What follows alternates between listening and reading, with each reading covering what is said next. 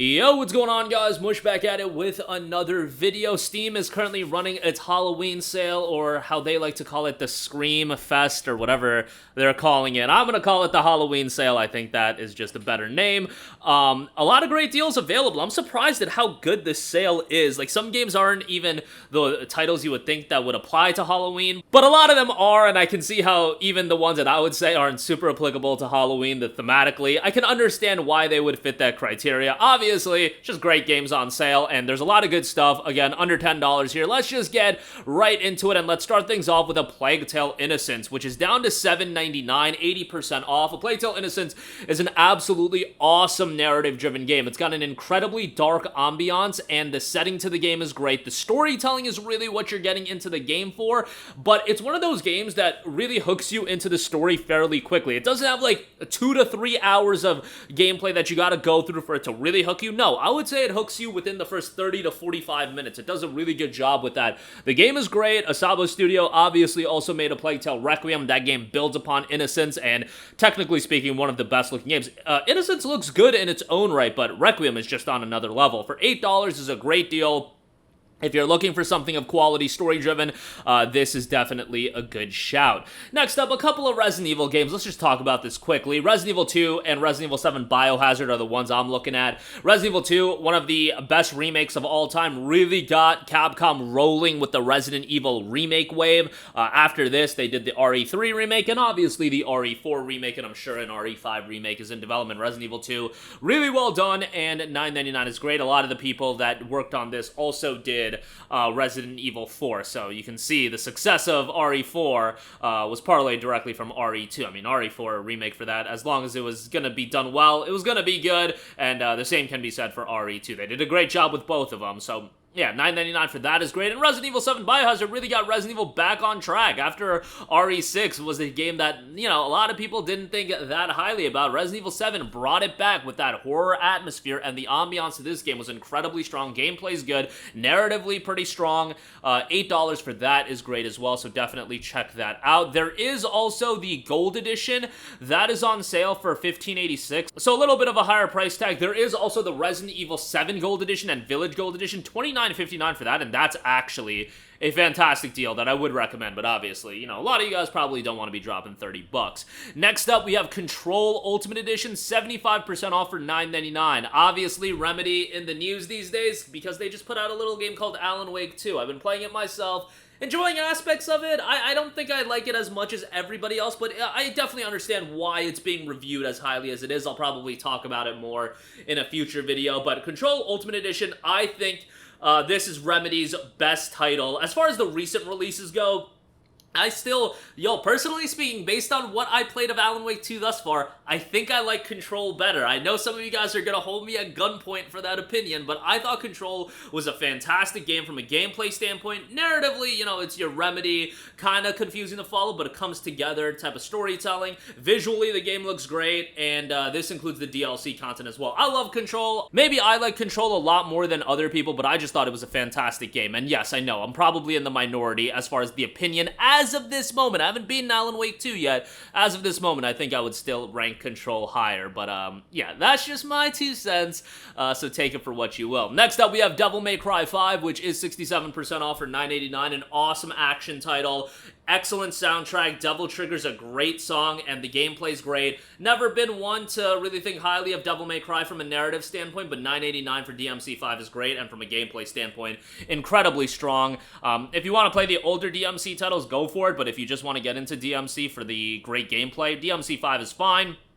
And you can look through the story recap, so that's not that big of a deal. $9.89, great price on that. Next up, we have the Metro Saga bundle. This is an insane bundle with excellent value. You get Metro 2033 Redux, Metro Last Light Redux, Metro Exodus, and Metro Exodus's expansion pass, meaning you get a ton of great first-person shooters for a great price. Metro is just a great series. 2033 and Last Light, you could say show their age, but the Redux versions really do enhance the games, and, you know, visually visually speaking, at the times of their release, they were incredible to look at. So they still look fairly good. Exodus is a visual delight as well. Very narrative-driven, atmosphere-driven, and engrossing first-person shooter. So obviously single-player only, so keep that in mind. But great titles there for $906 for the entire bundle. That is excellent. Next up, we have Dying Light. 80% off for the Definitive Edition for $9.99. Dying Light is absolutely awesome. I often talk about, that I really enjoyed Dying Light 2, but Dying Light 1 was without a doubt the better game, and I think most people would agree with that. Get this, 286,000 reviews for Dying Light Definitive Edition. 95% of those reviews are positive. Just that many reviews for a game like this is kind of insane. Dying Light 2 was good, but Dying Light 1 from a design standpoint, gameplay standpoint especially, I thought was the stronger game, and with the Definitive Edition, they have so much additional content. Like, Techland did a tremendous job of keeping this game updated, and a lot of credit to them, because you don't see that from a lot of developers, especially a game that, I know it does have a multiplayer, but a game that is focused on its single player. They just did a tremendous job of keeping this game updated, and $10 for all that content, just an insane value pickup, strong recommendation there.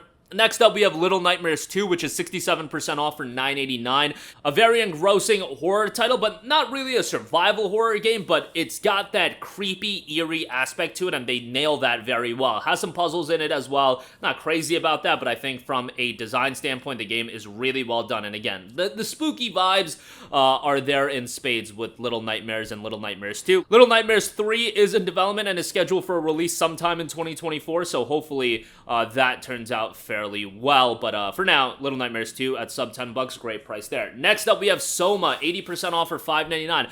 I'm pretty vocal about the fact that I think SOMA is Frictional Games' best title. I just think it does a tremendous job of being a great psychological horror game that is kind of a little bit mentally warped. It's set in this underwater remote research facility, and it's like your typical frictional fare where you don't play as somebody overpowered, and rather it's all about survival and engrossing you into this world and absorbing you into the world, and it does a really good job with that. And even being 8 years old, this game from a visual standpoint still looks pretty damn good. Definitely check it out. If you're remotely into horror titles, $5.99 is great. If you've played Amnesia, check out SOMA, because I think a lot of you guys will be pleasantly surprised by how great Frictional did with this game. Next up, we have Bloodstained Ritual of the Night, which is down to $9.99. I mean, if you're into Metroidvanias, Bloodstained is a game that is a must-play. Action RPG, great aesthetics, great art style, soundtrack is pretty good, and replayability is here in spades as well. Under $10, again, if you're into side-scrolling action titles or Metroidvanias in general, this is a must-own for anyone. Next up, we have Weird West Definitive Edition, 75% off for $9.99. I played this game when it initially came out, and it was done by Wolf Eye Studios, who I believe is a studio that was created from the co-creators of Dishonored and Prey from Arcane.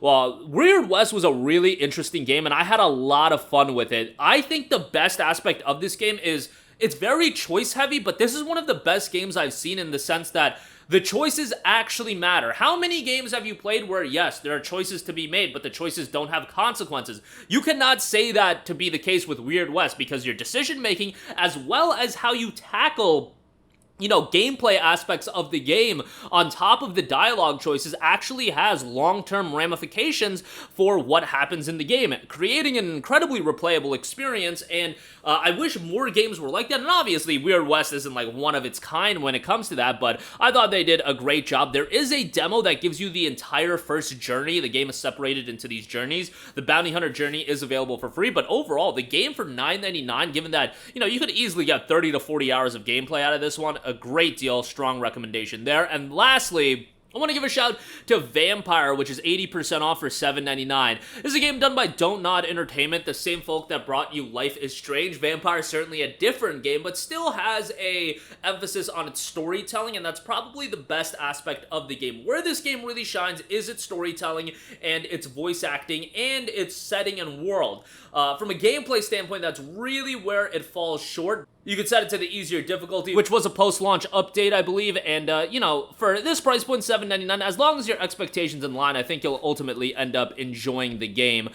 Just, again, don't expect something absolutely blow away as a AAA action RPG, but again, with your expectations in line, you'll probably enjoy it. But that'll do it for me. Again, the Halloween sale runs until November the 2nd, I believe, and there's a lot of great stuff. This is only scratching the surface as far as under $10 games. Check out all the deals, links in the description box below, and I'll probably do another under $10 video in a little bit. A lot to go over, and honestly, this is one of the smaller Steam sales, so can you imagine when the October and, when the autumn and holiday sale starts in November and December? That'll be great, but that'll do it for me. Let me know all of your thoughts down below. Thanks for watching. I will catch you guys in the next one. Peace out.